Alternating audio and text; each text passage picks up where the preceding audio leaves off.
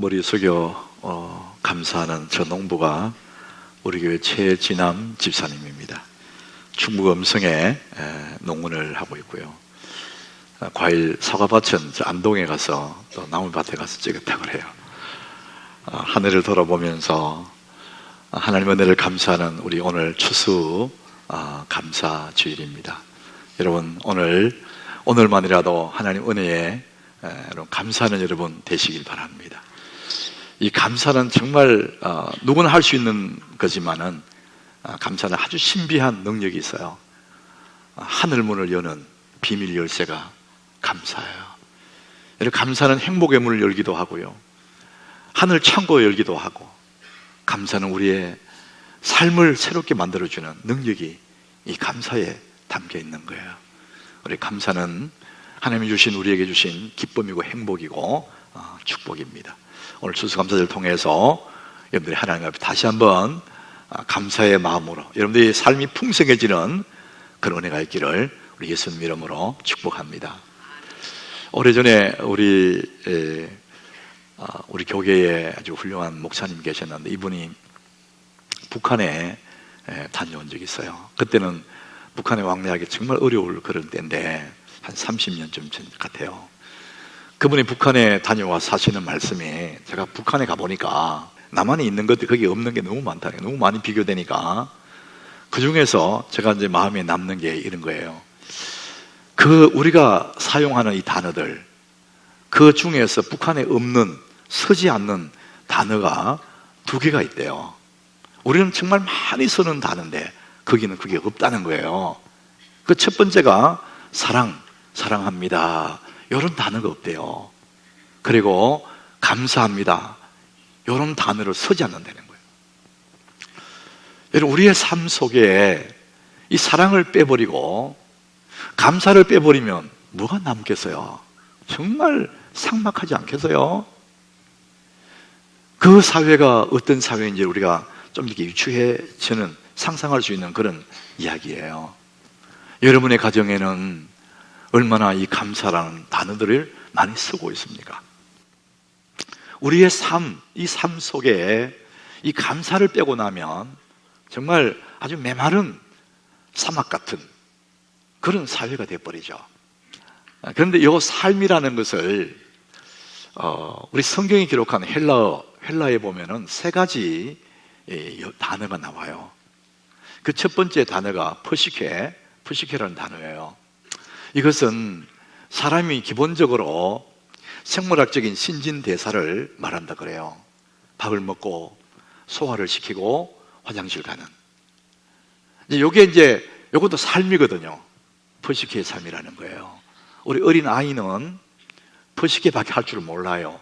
엄마가 주는 젖 먹고 소화시키고 똥 싸고 오줌 싸고, 그래도 그 아이에게 삶이라는 거예요. 아주 기본적인 삶이 푸시케의 삶이에요. 2번째 삶이 있는데 비오스라는 단어가 있어요. 비오스. 여기 영어에서 바이올로지, 생물학이라는 단어가 거기서 나왔다는 거예요. 이 비오스의 삶은 경제 활동을 하는 거예요.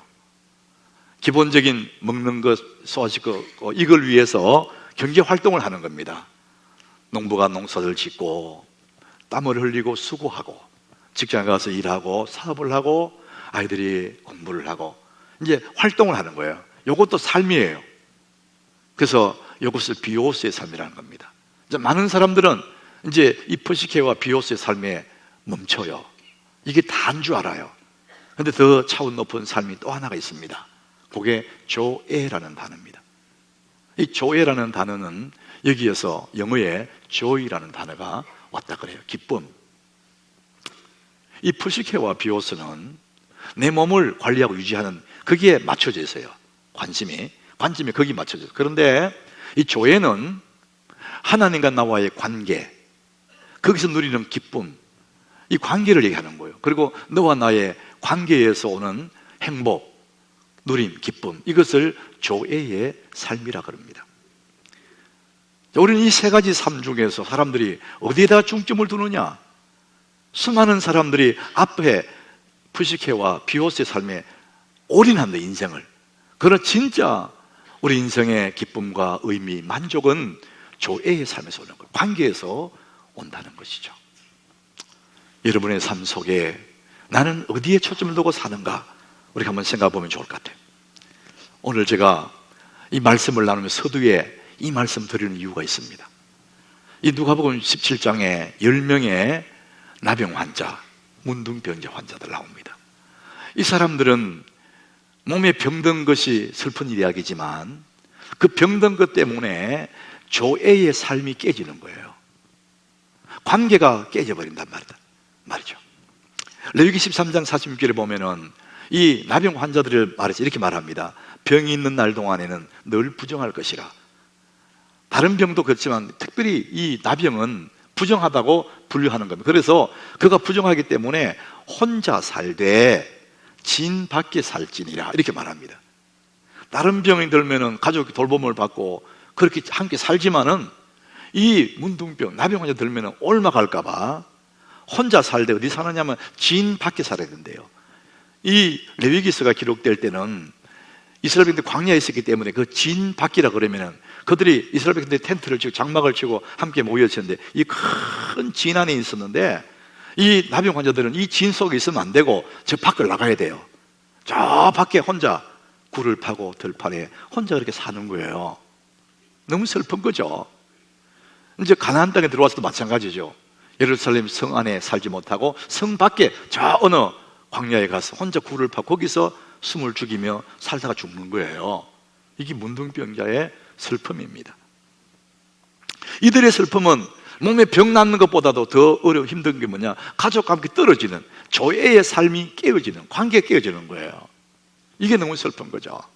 그래서 이 10명의 나병 환자들이 사마리아에 예수님 지나갈 때 그 동네에 있었는 거죠. 들판에. 그 예수님 지나갈 때 이들이 그 예수님을 봤단 말이죠. 여러분, 우리는 이 10명의 나병 환자, 성경에 그렇게 말하지만 우리는 이분들을 한번 생각해 볼 수 있어요. 그들도 인생을 살아가는데 처음부터 태어날 때부터 문둥병 환자가 태어난 게 아니잖아요. 살다 보니까 어느 날 병이 드는 거거든요. 아마 그들도 다 사연이 있을 것 같아요. 아마 그 중에 어떤 분은 이런 분도 있을 거예요. 결혼 날짜를 잡아놓고 결혼 혼수품을 준비하고 설레는 마음으로 그날을 기다리고 손꼽아 그날을 오기를 기다리고 있는데 어느 날 거울을 보니까 눈썹이 없어진 거예요. 이상하다. 자세히 보니까 이런 피부가 뭉툭 패이고 이상해서 나중에 조사해 보니까 문둥병이야. 그럼 어떻게 돼요? 결혼은 고사하고 진 밖으로 나가야 돼요. 쫓겨가야 돼요. 결혼 다 포기하고 가족 등지고 혼자 저 들판에 들깨처럼 다니다가 그렇게 살아야 돼요. 그게 너무 슬픈 거예요. 그 병도 슬프지만 조애의 삶이 깨진다는 게 너무 슬픈 거예요. 아마 어떤 분은 아내가 이제 만삭이 되어서 아이를 낳을 때를 기다리고 있을 거예요. 아내의 뱃속에 있는 저 아이가 태어나면 누굴 닮았을까? 너무 가슴 저이며 설레면서 그 아이를 기다리고 있는데 병이 와서, 그러니까 아이 얼굴도 보지 못하고 가족과 함께 떨어져서 혼자 저 광야로 가서 들깨처럼 다니다가 거기서 죽어야 돼. 그러니까 병도 슬프지만 관계가 깨어지는 그게 너무나 슬픈 거죠. 그들은 그 병이 발병하면 정처 없이 떠나야 돼. 정든 고향 처자식 다 두고 떠나야 되는 거예요. 모든 관계 단절하고 조애의 삶이 깨져버리는 거예요. 우리의 행복이 관계에서 오는데 그 관계가 다 끊고 가야 되는 거예요. 이게 너무 슬프단 말이죠. 인생의 어려움을, 큰 어려움을 만난 거죠. 자, 여러분, 이럴 때 사람들은 누구나 어려움 만날 수 있어요. 살다 보면 이런저런 어려움 만날 수 있어요. 근데 그까지는 다 똑같아요. 어려움 만나요. 그런데 그 어려움을 해결하는 방법은 다 달라요. 어떤 사람들은 문제 생기면 무조건 사람 찾아갈 거예요. 힘 있는 사람, 능력 있는 사람, 권력 가진 사람, 문제 생기면 그 사람에게 문제 해결을 다 찾아갈 거예요. 그런데 오늘 이 10명의 문둥병자, 나병 환자들은 사람 찾아가 될 일이 아니야. 세상에 어느 의사가 내 몸을 치료할 수 있겠나 이거죠. 그러니까 길이 없는 거야. 그 그래서 이들이 오늘 12절에 보니까 예수님이 한 마을에 들어오실 때 나병 환자 10명이 예수를 만나, 표현해 보죠. 예수를 만났는데 멀리 서 있잖아요. 우리 만나면 가까이 가서 만나는데 멀리, 왜? 몸에 병이 있기 때문에 가까이 못 가요. 갈 수가 없어요. 그래서 멀리 서서, 그래서 예수님을 만나는 거예요. 예수님 저기 있고, 거기서 예수님을 부르는 겁니다.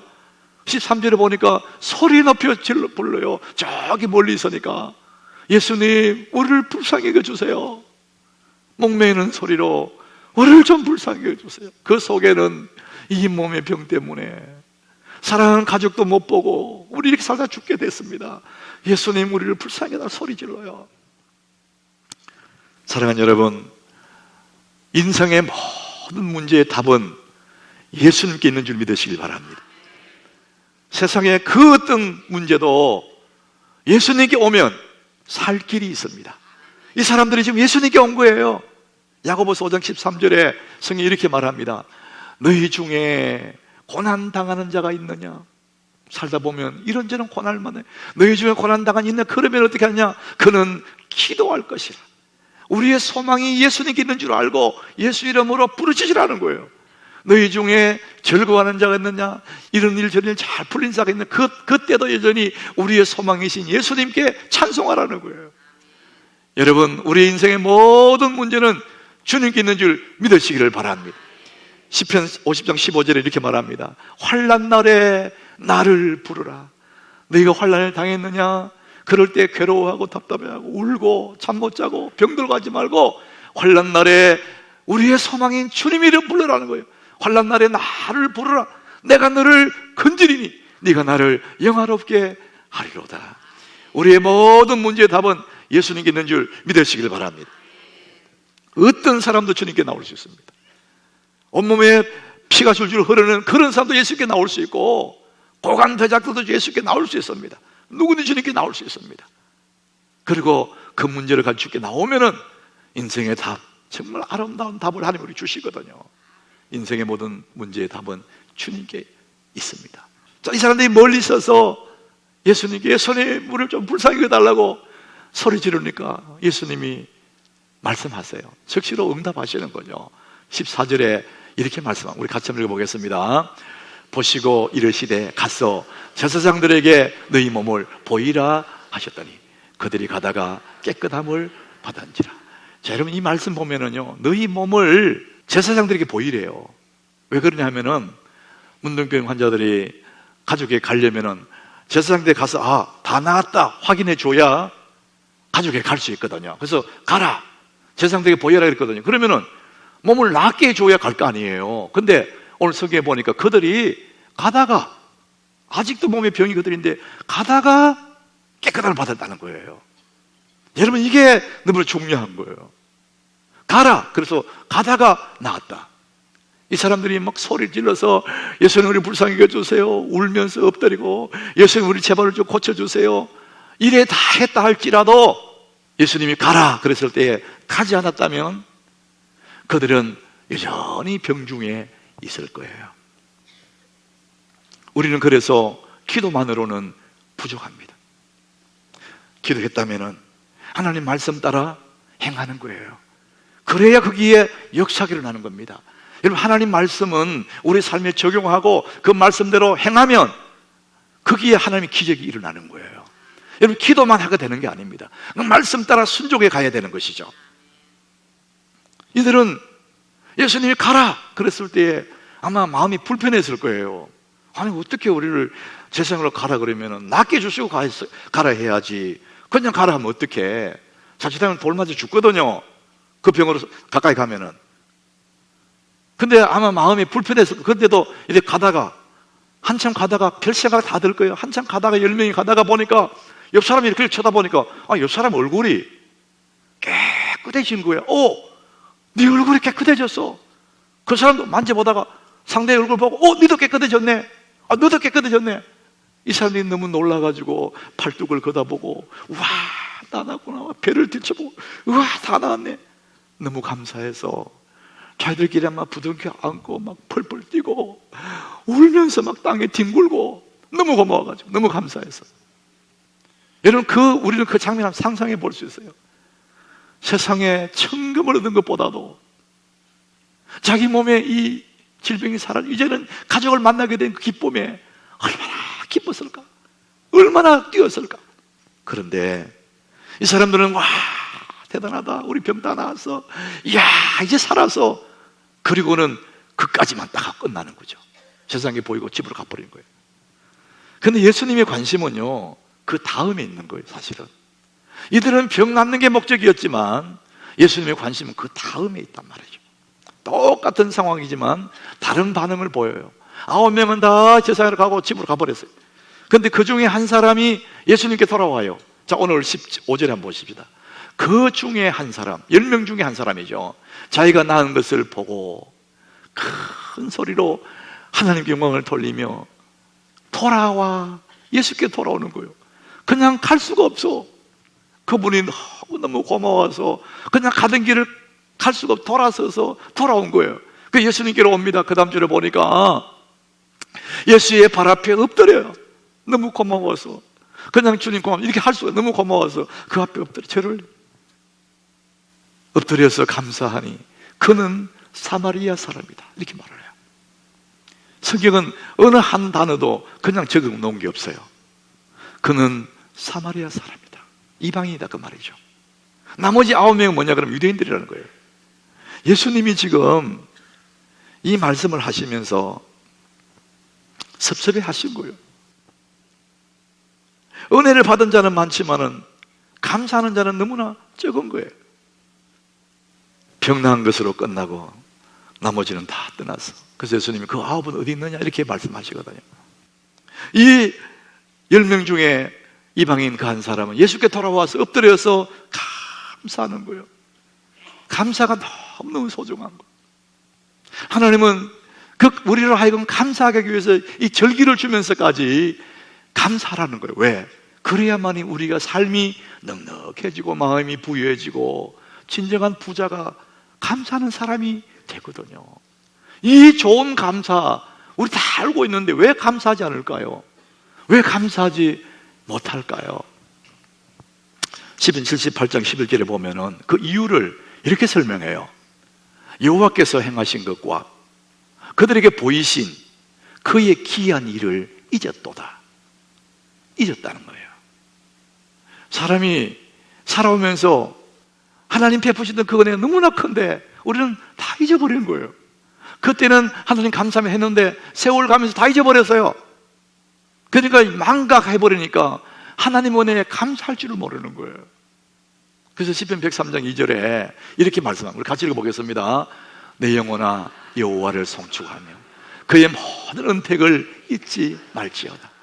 그의 모든 은혜를 잊지 마라. 내 영혼아 여호와를 송축하고 여호와의 그 모든 은혜를 잊지 마라. 자기에게 되새기는 거예요.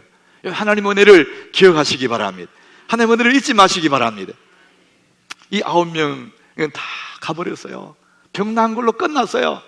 그런데 그 한 사람은 돌아와서 주님 앞에 엎드려서 감사했더니 예수님이 그 9은 어디 갔느냐 이렇게 말씀하시죠. 18절에 이 이방인 외에는 하나님께 영광을 돌리며 돌아온 자가 없느냐 그렇게 말씀하시는 거예요.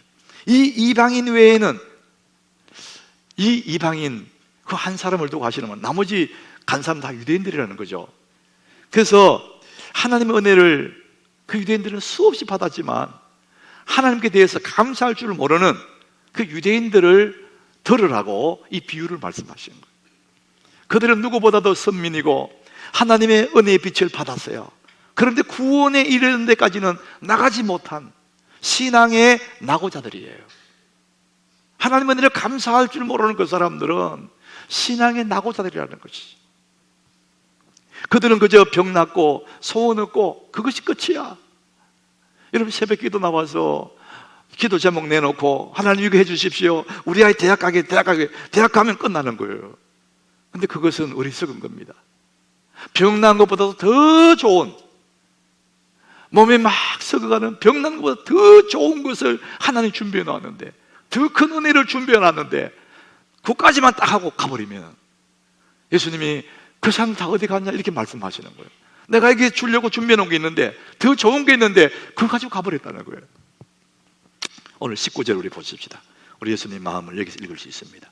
우리 같이 읽어보겠습니다. 그에게 이르시되 일어나 가라, 내 믿음이 너를 구원하였느니라 하시니라. 내 믿음이 너를 구원하였느니라 하시니라. 몸에 병난 것도 중요하지만 그보다 더 큰 것이 뭐냐? 구원을 얻었다는 겁니다. 영생을 얻었다는 거예요. 영혼의 구원도 얻었다는, 몸도 나았지만 내 영혼의 구원도 받았다는 거예요. 여러분, 우리가 건강해도 죽고 병들어도 죽어요. 나도 죽어요, 때가 되면. 그러나 구원받으면 영원히 사는 줄로 믿습니다. 이 영원한 생명을 잃어버리고 몸 나았다, 병 나았다, 내 기도 소원 이루어지다 가버리면 이 좋은 것을 놓쳐버리는 거죠. 자, 그래서 여러분, 감사는요, 오늘 현재 당해 있는 상황 속에 하나님의 응답을 얻을 뿐만 아니라 하나님 앞에 감사하면 더 좋은 것을 하나님이 예비해 놓으셨습니다. 우리가 감사를 통해 이것을 얻을 수가 있는 거예요. 감사는 더 깊은 곳으로 우리를 인도해 가십니다. 여러분이 감사하면 더 깊은 곳으로 하나님이 인도하실 줄로 믿습니다. 더 큰 것, 더 큰 것, 더 좋은 것을 하나님 늘 예비해 놓으셨거든요. 감사의 그 길목에 하나님이 준비해 놓으셨다는 것이죠. 그래서 감사는 우리를 소원을 이룰 뿐만 아니라 또 다른 문을 여는 열쇠가 감사합니다. 하박국 선지자처럼 외양간에 송아지도 없고 들에 곡식도 없고 무화과나무 열매도 없고 없고 아무것도 없는 인생의 겨울, 그 빈들을 만날 때마다 우리는 너무너무 답답한 거예요. 10명의 이 나병 환자들도 인생의 겨울을 맞으니까 너무너무 답답한 거예요. 여러분, 그럴지라도 아무것도 없다 할지라도 하박국이 고백합니다. 나는 여호와로 말미암아 즐거워하며 나는 구원의 하나님으로 말미암아 기뻐하리로다. 여러분, 하나님 때문에 감사하시기 바랍니다. 우리는 아무것도 없는 빈들판에서 하나님을 바라보고 주님 앞에 감사의 노래를 부르고 감사하고 또 감사할 때 우리 주님은 더 좋은 빛나는 내일을 준비해 놓은 줄 믿으시기를 바랍니다. 감사는 하늘문을 여는, 천국의 창고를 여는 비밀 열쇠입니다. 여러분, 감사하고 감사하면 그 문이 열릴 줄로 믿습니다. 빌립보 4장 6절에 이렇게 말합니다. 우리 같이 이 말씀을 읽습니다. 아무것도 염려하지 말고 다만 모든 일에 기도와 간구로 너희 구할 것을 감사함으로 하나님께 아뢰라. 여러분, 아무것도 염려하지 마시기 바랍니다. 인생의 겨울을 맞을 때에 그때도 아무것도 염려하지 말아야 합니다. 그래서 걱정하고 두려워하고 눈물 흘리지 말고 아무것도 염려하지 말고 할 일은 다만 모든 그 일을 가지고 예수님께 와가지고 예수 이름으로 기도해라. 그러면은 그분에게 답이 있다. 기도해라. 그렇게 말씀하십니다. 그리고 기도할 때 마지막으로 감사함으로 하나님께 아뢰라. 하나님 앞에 마지막 들어가는 그 문은 감사로 열리는 거예요. 마지막 하나님 앞에 나가는 그 창고는, 그 문은 감사할 때 딱 열린단 말이에요. 감사함으로 하나님께 아뢰라, 이렇게 말합니다. 이런 모든 상황 속에 우리의 인생의 모든 문제의 답은 예수님께 있는 줄 믿고 아무것도 염려하지 말고 그저 예수 이름으로 기도하고, 여러분 오늘도 감사함으로 여러분 인생을 밝게 열어가시는 여러분 되시기를 예수님 이름으로 축복합니다.